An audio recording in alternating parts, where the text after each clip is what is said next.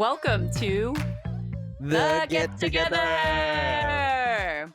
It's our show about ordinary people building extraordinary communities. I am your host, Bailey Richardson. I'm a partner at People & Company and a co-author with this guy of Get Together, How to Build a Community with Your People. What's up? I'm Kevin Huynh, co-host for today, also a partner at People & Company. That's our strategy company where we help organizations start and sustain meaningful communities. In each episode of this podcast, we interview everyday people who have built extraordinary communities about just how they did it. How did they get the first people to show up? How did they grow to hundreds, thousands more members? And today we're talking to Fiona Monga and Nadia Eghbal, two of the early team members at Substack who work with the writer community. Substack. Substack, hot new company. If you haven't heard of Substack, you will soon. The company is just 3 years old and growing quickly. The co-founders are two engineers, Chris Best and Jiraj Sethi, and a journalist by trade, Hamish McKenzie. They came together as a team to see if they could solve a problem, helping readers pay writers directly. When readers pay writers directly, the founders realized, writers can focus on doing the work they care about the most, not what algorithms or ad models or editors deem valuable. So they built Substack to accomplish that goal. It's in essence an email newsletter tool, but when readers like me subscribe to a Substack, say Lindsay Gibbs's newsletter Power Plays covering women's sports, or Kimberly Rose Drew's One a Day Artwork Spotlight, I have the chance to pay them for their work. Maybe a little bit, like $3 a month or $5 a month. But with economies of scale, that can really add up for writers. Some have turned Substack into their full-time gig, solid numbers of others as an anchor of income on the side. So, Kev, what's one thing you learned from our conversation today with Fiona and Nadia? When we work with clients who are starting communities, we try to instill within them this practice of nurturing. You may have to start this community, but it doesn't mean you know or will know what works for all community members. If you're building a community of creators, you might start off by sharing best practices for those creators from your own experience, but that only works for so long. Eventually, you need to work with community members to surface even more best practices. So Fiona and Nadia mentioned this in the interview, how part of their role supporting Substack writers is to notice what works, validate what works, and codify what works. For instance, they learned from writers on the platform that you should make the best piece of writing that you have, the one you work so hard on, free, not paid, which is a bit counterintuitive. And they noticed that this lesson can really help writers start a paid newsletter. They validated it and now continue to spotlight it more widely. And we got into the same theme of noticing and nurturing actually with Lisa and Kyle from Creative Mornings in episode 16, almost exactly a year ago. But I love that takeaway from today, this idea of really noticing and nurturing when it comes to community building. Groovy. Before we jump into today's podcast interview, also I wanted to share a quick note. So Team PNC are friends of Substack. We host our own Get Together Substack newsletter, which you are very welcome to join. Gettogether.substack.com. Yes. Beyond that, one of the greatest joys of my personal life was that I connected Fiona, who we interview in this podcast, to a wonderful man named Sachin over a dinner party and they ended up getting married. And I got to officiate the wedding almost exactly a year ago as well. That's deep. But that's personal. Hello, Sachin. We love you. But beyond that, we are also mentors for their fellowship program. Last year, we coached their 5 inaugural fellows, Lindsay Gibbs, Emily Atkin, Saeed Jones, Sarah Bessie, and Amy Vanderpool, wonderful writers, on how to get clearer about how they can use Substack's tools to connect their readers to one another, to create a community. And we'll be doing the same this year with their next batch of fellows.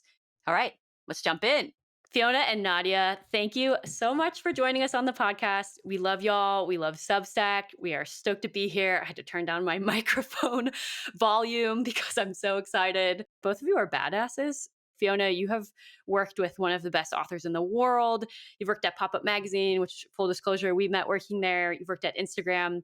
Nadia, you worked at GitHub. You're a genius. You're like a full intellectual at a very young age, and you're publishing your first book. What drew you guys to work at Substack, especially as a pretty small team when both of you joined? Why did you decide to go work there? I spent a lot of time thinking about storytelling in books and magazines, like you said, a pop up magazine, social media, Instagram. I care a lot about the ability for writers and creative people in general to be able to have a direct line to their audience and to create that direct line on their own terms and to get paid by the people that care about them most. I love that with Substack, anyone can get started, find their audience, connect with their readers, and straight away start creating that sustainable business model for their writing. Nadia, what about you? Yeah, I have two different paths when I think about it. One was being a writer myself and having gone through the experience of the past few years of both writing my own blog and then I was doing my own independent research around open source developers, which was just this very specific niche topic that I was like building an audience around and just found the whole experience very rewarding and wanted to help other people also write about strange, weird, specific topics that they're excited about. And then also seeing the parallels between having spent a lot of time understanding developers and feeling like they're this underappreciated creative class of people that are often working full-time jobs as a software developer somewhere and then writing open source code on the side and that's their passion project but not really having a way to work on that directly full time, and then also seeing that with other writers who might have a full-time job freelancing or working at a journalism job but then not being able to like work on whatever their passion project is in writing, and just seeing Substack as a place to both enable more creativity in the world, enable more interesting independent writing and voices, and also make money doing that. One thing that I hear both of you touch on is how much you care about people being able to write about specifically what they want to write about, like these niche topics or interest areas. Why do you think that's so important? One thing that I found just working in book publishing is how many gatekeepers there are. Who gets to decide who gets to publish a book and how that gets to be possible. And I love the idea that it can be simple for anyone to just get started and write what they love and tell their own story and to create that story on their own. That idea gets me really excited. And I think with Substack, just seeing what's happening already is anyone can, about any niche, anything that they're into, start writing about that and connect with the people that love that same thing too. Tell me really quickly some of the topics that come to mind of the level of niche we're talking about on Substack. There's so many amazing ones. There's a newsletter that is about the intersection of food and witchcraft. There is a newsletter that is all about the sake industry, entirely focused on it. Oh, wow, amazing. I mean, it's unbelievable. Every single niche you could think of. I mean, sports, of course, but not just sports, a specific sports team and the fandom around that. Yeah. Someone was a millennial monk that is like from a monastery, which I thought was cool. Mm.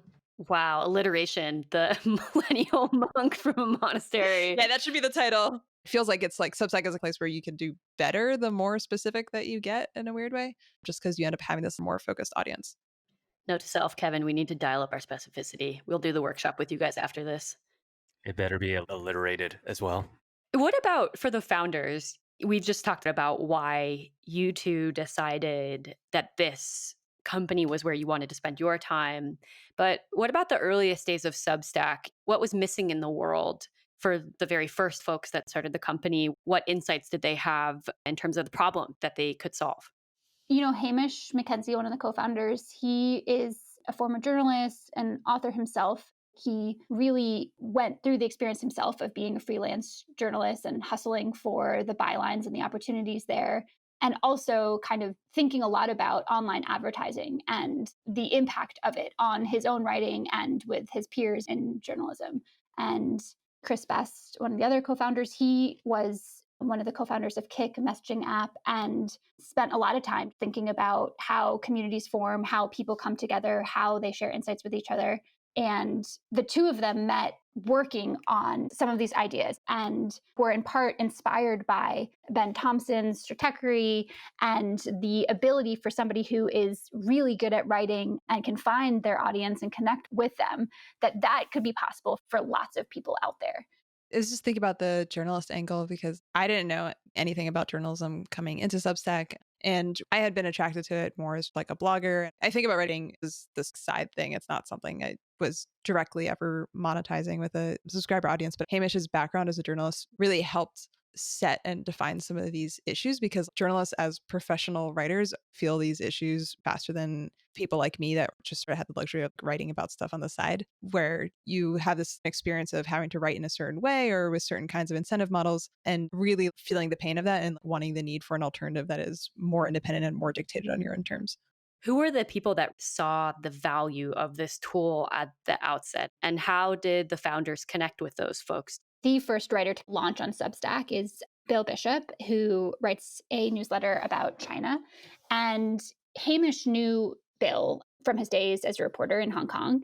And Bill was planning on making his newsletter a paid one at some point anyway. He was just willing to explore what Substack offered. He thought a lot about some of the other options out there, and Substack, the subscription offerings, that a lot of it would be taken care of on the back end in terms of support, all of that appealed to him. So it was an experiment to launch with Bill and a risk that everyone was taking at that time. But at launch, it brought in six figures of revenue. I think that's mostly because Bill is a tremendous writer and he had very loyal readers, but it really opened up the door to what might be possible with other writers. Even around the time I was thinking about joining Substack and talking to people about it, and we've just experienced so much growth, even in the short time since then. But I remember a common thing I would hear from people was like, well, how many Ben Thompsons are there really? Stratechery is seen as one example of some guy managed to make this work, but how many other people are really going to make that work? And even that made me a little bit nervous when I was thinking about joining Substack. But there are actually a lot of undiscovered Ben Thompsons out there. And beyond that, I think we should be creating more Ben Thompsons in the world. It's that model starting to bear itself out in broader circles. We're obviously really curious about community building. What does the word community mean to the team at Substack? Do you use that term? We had this conversation, I remember at some point, about is there a concept of like a Substack community? This is just my personal view, not Substack's view. But the idea that I think it's a little bit hard to say like, a platform has a community. I feel like when we talk about community, we are talking about a specific writer or a specific publication and the community that they're growing on that, because it's not just newsletters, but they can also do discussion threads. They have comments and things like that. So we can actually see like, a community forming around a specific writer. But then there's also this broader concept of what does it mean to be a writer on Substack? And I think of that sense of community more around we're bringing independent writers together. But I don't really want it to be the Substack community in the sense of I don't think us being a platform is inherently a reason for people to get together. But get together. But yeah, I want to feel like community means something like there's a reason why these people are here, irrespective of us. I think Kevin is quietly crying tears of joy as you make that answer. It's amazing to see the community of readers that are forming around writers and digging into what that means and what are the features and the tools that we can continue to build to help serve that community is something that we're thinking a lot about at Substack. And then the other side of it, the community of writers that are writing on Substack. And what I love seeing is how so many writers are reaching out to each other to help each other, support each other, share insights. A lot of this subscription model at scale is new. A journalist, a writer, a creative person running a business on Substack is in a lot of ways a new idea. And so I love that the community that's forming in terms of writers is a really supportive one in terms of sharing best practices. And that's been fun to be a part of as well. Yeah, one way to repackage this is that just because you operate and shepherd a platform for creators doesn't necessarily mean that those creators automatically form a community within themselves, but there's an opportunity to. There's an opportunity to equip those creators, those writers, with opportunities to get together, to share best practices, to share wins, failures, whatever it is during that process. But just because they use the same platform doesn't automatically make them a community.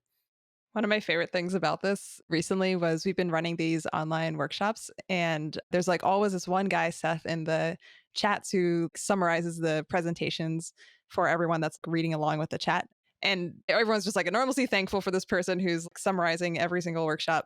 And I noticed he always puts like a link to his newsletter at the bottom of his summaries. And I click through and realize he's on MailChimp and he's not even on Substack.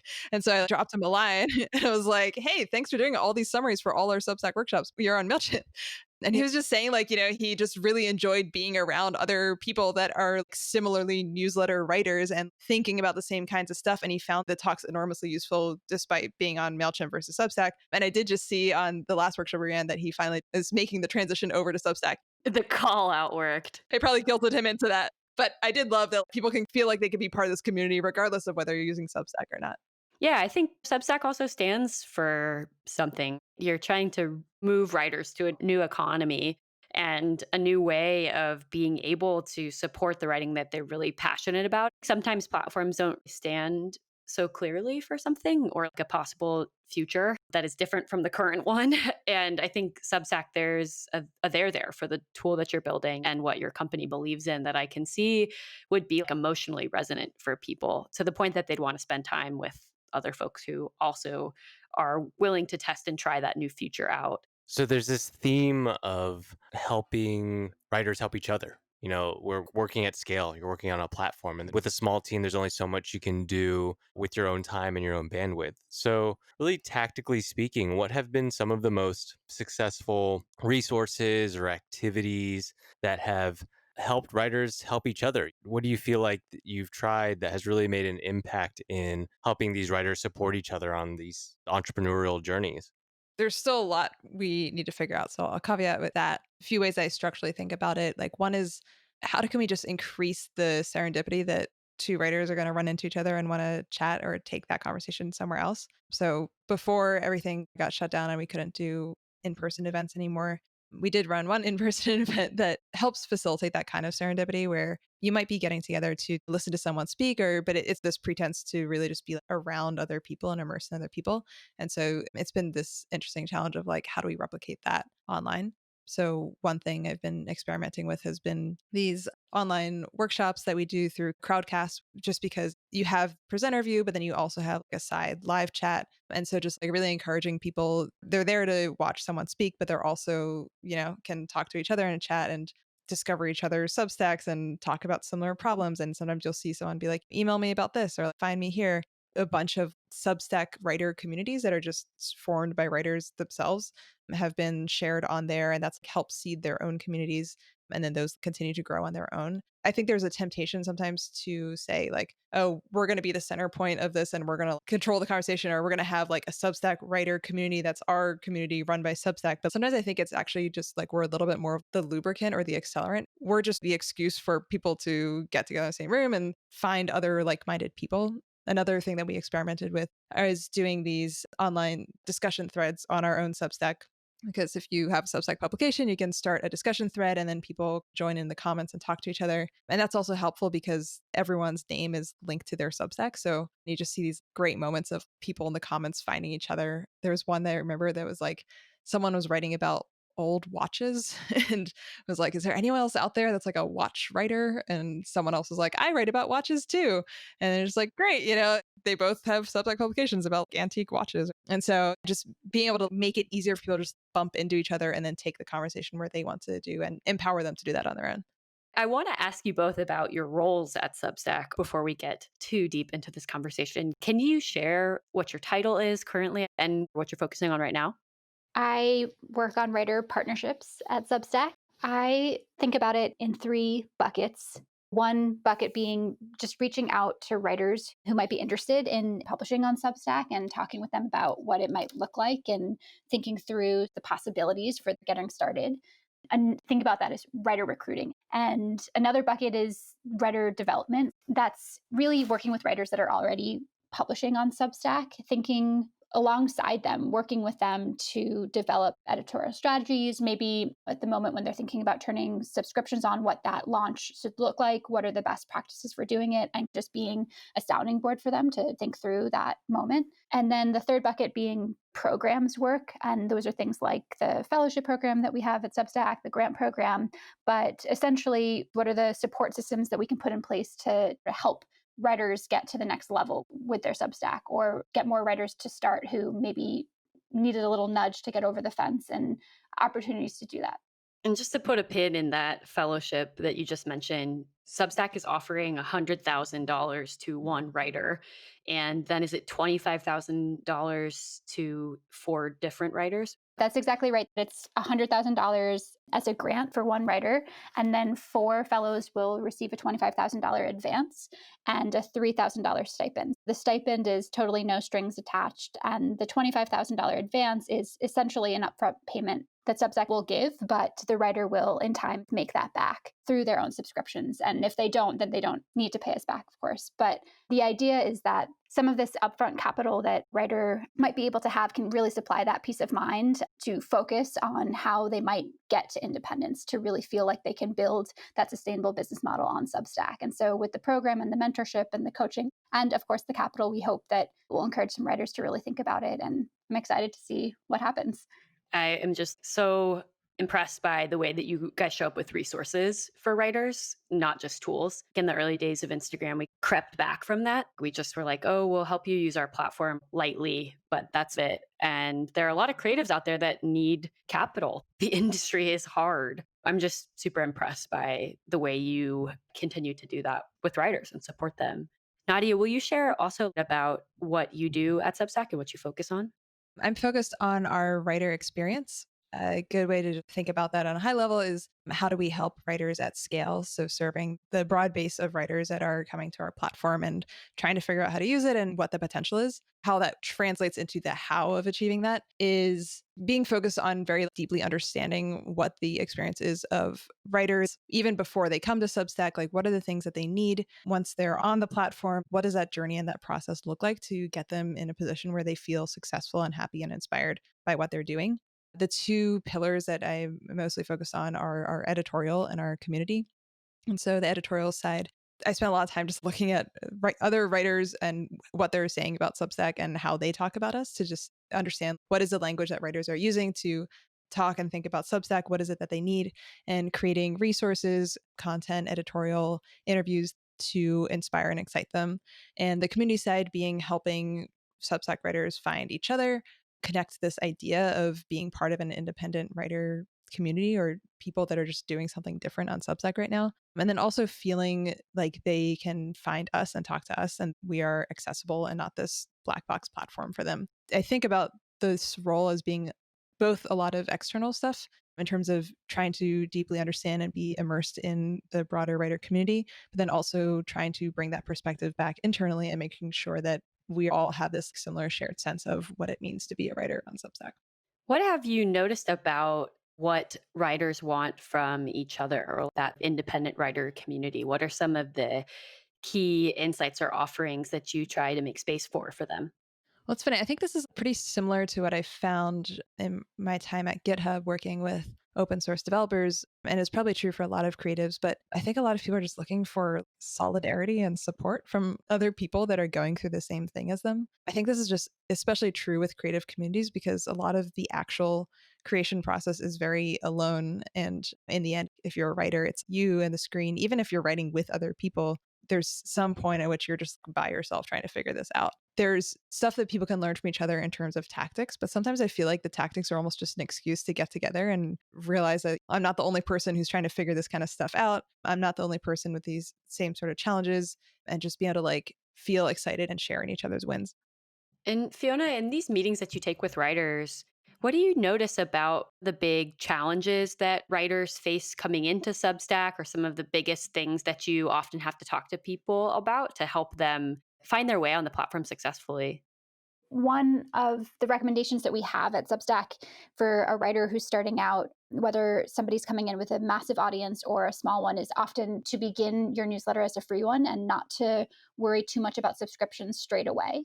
And the reason is because by basically making a newsletter that is free and beloved and has momentum behind it, the time when you do turn on paid subscriptions will be a bigger moment. You'll see more conversions from your free subscribers turning into your paid ones. And so I often work with writers on what does that look like to have this free period and how do you really create that momentum? We spend a lot of time thinking about the publishing cadence, what that writer's bandwidth might look like, if this is the right time for them to launch. Another example of a challenge is what should actually go behind a paywall. There's this counterintuitive logic there, which is we find that your best writing, the most polished piece of writing, the thing that you're really proud of, the thing that maybe you worked the hardest on is actually the piece of writing that should be free, that shouldn't go behind the paywall. And that's a challenge because if you've worked really hard on it and spent a lot of time on it, there might be this feeling that you should have people pay for that. And I couldn't appreciate that feeling and instinct more. But we find that by making that work free, it really means that your work can be more discoverable. You can find more readers. It's essentially your best marketing tool.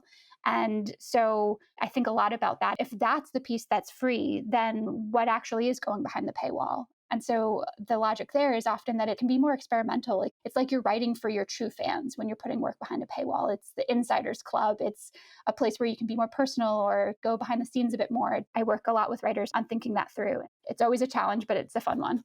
It's an interesting recommendation, the specific one around how the thing you're most proud of that you're writing shouldn't be what is paid for. It should be shown up for free. How did you and your team learn that?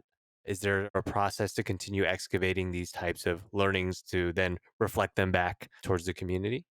We definitely got a lot of inspiration from Ben Thompson's trajectory model, having something free that goes out each week and having that be a tool to gain readers and find readers, newcomers, people who might not have heard of you before. And then the other part actually just comes from watching writers do this and seeing the success in it. From working with writers again and again on Substack so far, I've seen it myself that sometimes even just having the ability to experiment with your paywall a bit more and feeling that you're in control and you get to decide and to really try to play with it and learn as you go is a piece of advice I often give. And I think that tends to work well.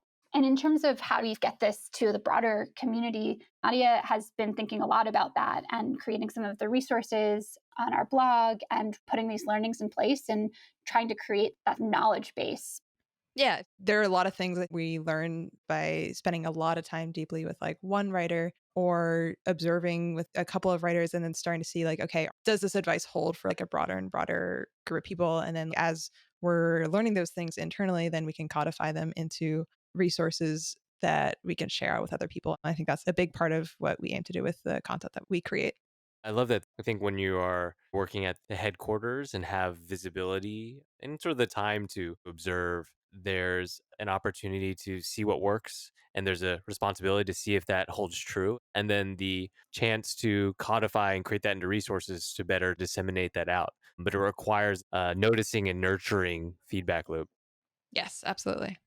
How do you describe the writers that really see the value in a tool like Substack? Are there any traits or adjectives that you would use to describe the folks that have a really good product market fit for what you're building? There are so many different kinds of writers on Substack. So I know in this answer, I'm not going to do it justice here. But what comes to mind for me is that writers who are often fairly prolific work quite well. They're thinking a lot about that publishing cadence, this ability to post once a week, once every other week, but they're able to hold that consistency. And in doing so, build that relationship directly with readers. In other words, that a reader would be able to look forward to the fact that this is the thing that enters my inbox every Monday or every other Monday or whatever the cadence might be. And I think that writers who think really early on about that, on the other side of this, a reader is choosing to invite them into their inbox and have that direct access and relationship and connection with the person. Those are the writers that often have really big opportunities and are doing quite well with the publishing model. Yeah, that's exactly what came to mind for me. One, just being the consistency and willingness to stick with it. There are definitely a lot of people that come in enthusiastic and intending to write every day and then just fall off the radar. It sounds really obvious and trivial, but just showing up and writing regularly at whatever cadence you said you would write at is a good recipe for success. And then the other thing is Substack is a place for thoughtful long form writing. And it's kind of hard to generalize on that because people do write about such different topics and have such different styles, but it is a place that rewards deeper thought and reflection. So I think the bar is like higher for what that quality looks like because you are asking people ideally to subscribe to what you're writing if they like it. And so you really want to respect their time. One of the big things that I spent time on in the earlier days of Instagram was crawl through the platform and look for people who were exceeding the status quo in the quality or interestingness of their perspective. And from our experience, just number of followers or number of likes wasn't always a great sign for interestingness or educational value. We wanted to elevate certain users to demonstrate what was possible on the platform and open people's minds about what you could do on Instagram. How do you approach looking through the thousands and thousands of people that are using Substack and pinpointing ones that are really interesting or that you might want to feature or learn from? Oh my gosh. Yeah. I have so many different docs. Every time I'm finding things that are interesting, I categorize them. Fiona started a Slack channel where we're just sharing Substacks to watch. And if we find something interesting, it's just a way to have this scrolling ticker of what's possible. Something that we are focusing on now is when we do find these interesting people that we are stumbling upon, what does it mean to elevate them and give them a bit of a platform? Since we are also a young platform ourselves, we have different channels of what it would mean to give someone extra elevation or just highlight them in some way. One is on our website. We sometimes feature publications on our homepage. We share out interesting Substacks sometimes on Twitter. I started doing a podcast where one of my goals was to feature some of the lesser known voices or just emerging interesting writers and not just the biggest names that everybody knows. So that's been just really fun to dive into some of these stories. So just trying to build out this landscape of what does it mean for us to be able to give someone a platform and amplify their voices is still something we're figuring out. Yeah, and I would say from the conversations, Fiona, we've had, there's a difference between featuring someone's beautiful photos and featuring writing. There are more things to take into consideration as a platform choosing who to feature. A lot of things that are written are in some way political or maybe more controversial than a photograph of something beautiful. Would you mind talking about some of the things that you try to keep in mind or some of the things you're weighing about how to do that thoughtfully?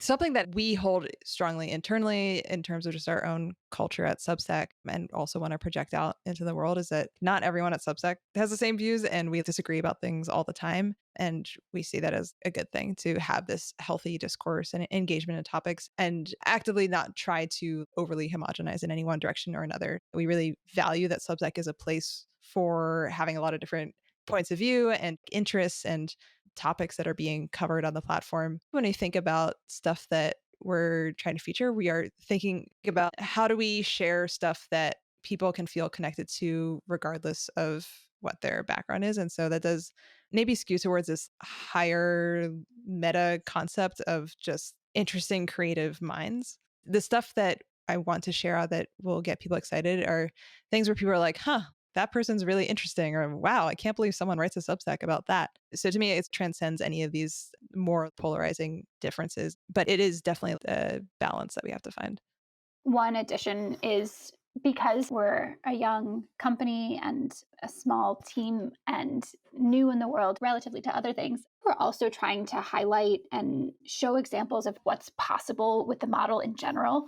And that also just means different themes. So, for instance, that there are music writers that are emerging on Substack and sharing original music, that there's a lot of sports writing happening on Substack, even though sports isn't really happening in the world right now, or at least in the US, in the same way it was before COVID. And so that audience can find a writer that they love or a team that they love and the fandom around it and connect directly with it. We just want to be able to show that this is happening and this is possible. And so that some of the people that are pioneers in this space to help elevate them and just to use it as a way for discovery, but also inspiration for people who might want to get started and do something similar.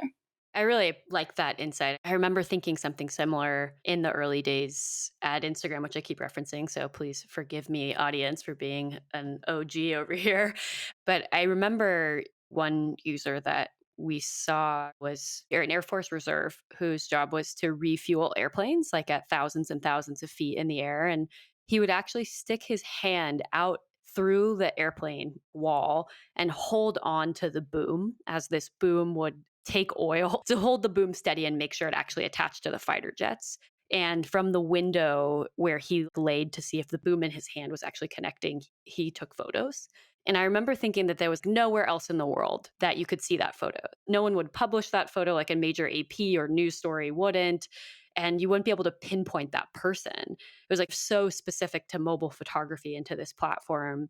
And I feel like there's something about the specificity of the topics that make sense financially on Substack, but don't make sense in many other business models or other places where people write that help communicate what's possible because of this new platform that you're building. Both of you have really remarkable backgrounds. Nadia, you've done so much with the open source community and are writing a book about that. Fiona, you've worked with firsthand authors for much of your life and also at Instagram with a lot of creators. Are there any principles or insights that you learned foundationally in your work that really hold true also in this space?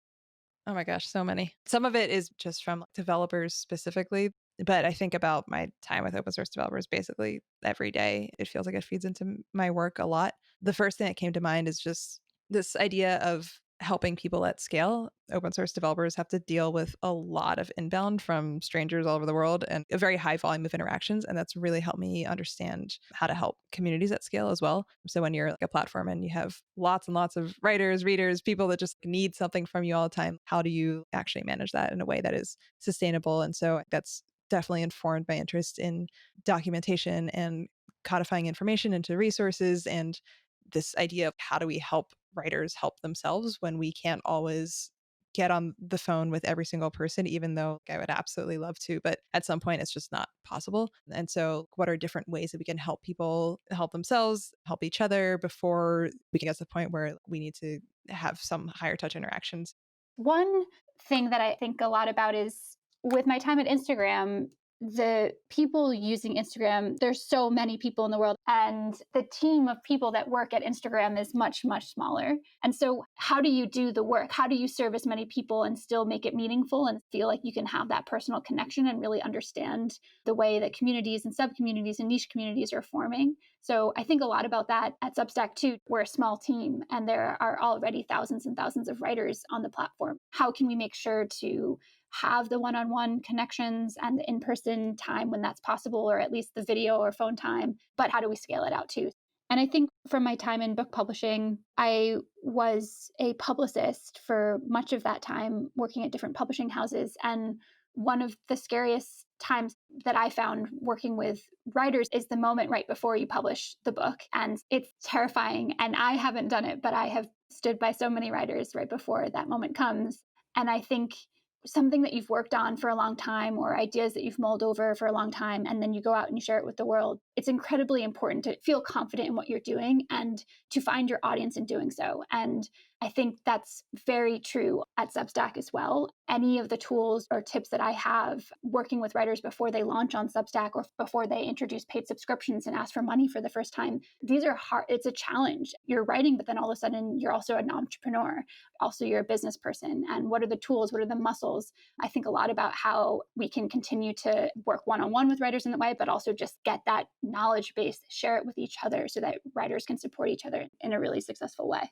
What are some of the things that are your focus at Substack right now or the challenges you're facing? What is on the team's mind at the moment?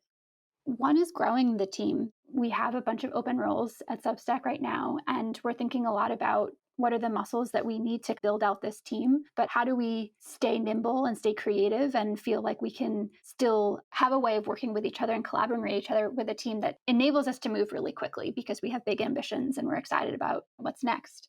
It's a challenge to figure out how fast to grow the team and how many people that team should be. And an exciting phase to be in, a privilege. I think all of us have worked at companies that are fast growing companies, like even later down the road. But a lot of companies don't get to this phase of being able to grow. Nadia, what's on your mind? Oh, God, exactly the same thing. Constantly thinking about how do we grow our capacity? How do we add people to our team and people that are as excited about Substack's mission as we are and figure out how we all work together too?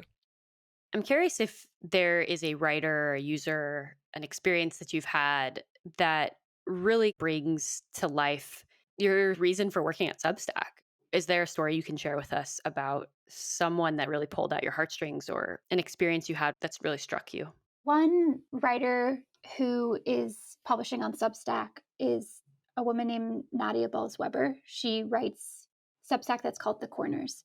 And she is an ordained Lutheran pastor and has written several books and creates sermons and has a pretty prominent following on Facebook. She has all of these different channels where she's reached audiences.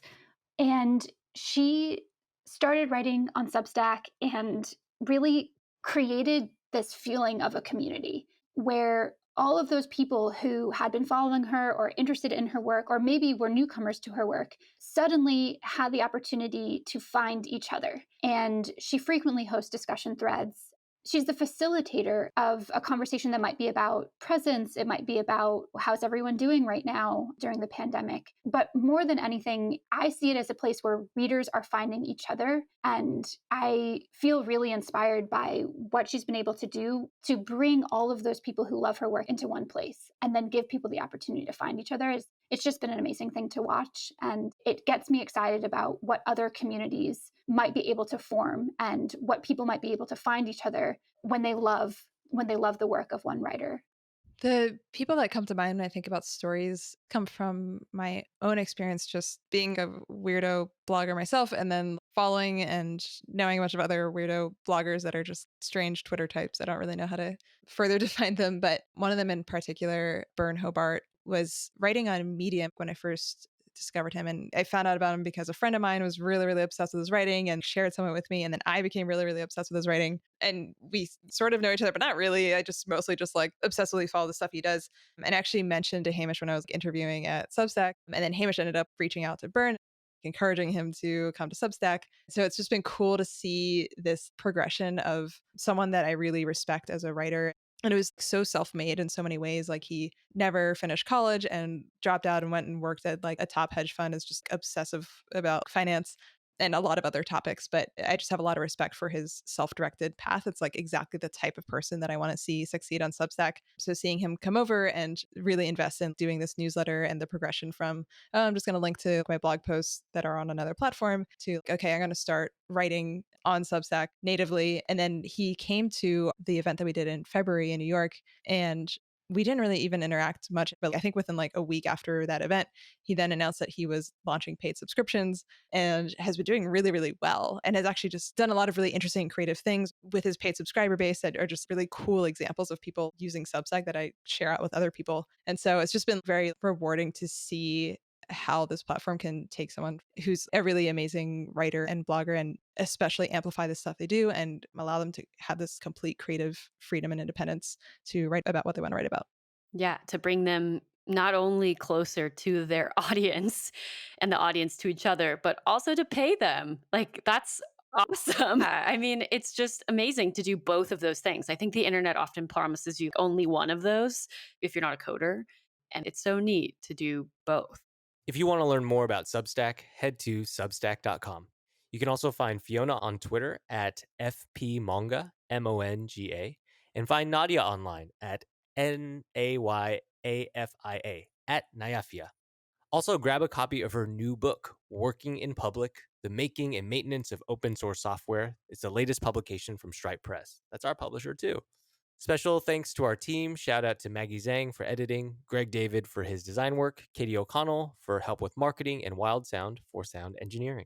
You can find out more about the work Kevin, Kai, and I do as People and Company, helping organizations get clearer on who their most important communities are and how to build something remarkable with those people by heading to our website, peopleand.company. Also, if you want to start your own community or supercharge one you're already a part of, our handbook is here for you.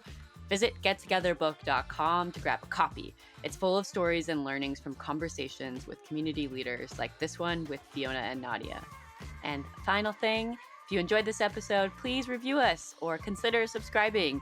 It helps our episodes get out to more people curious about this work. Thank you. Talk to y'all soon. Appreciate ya.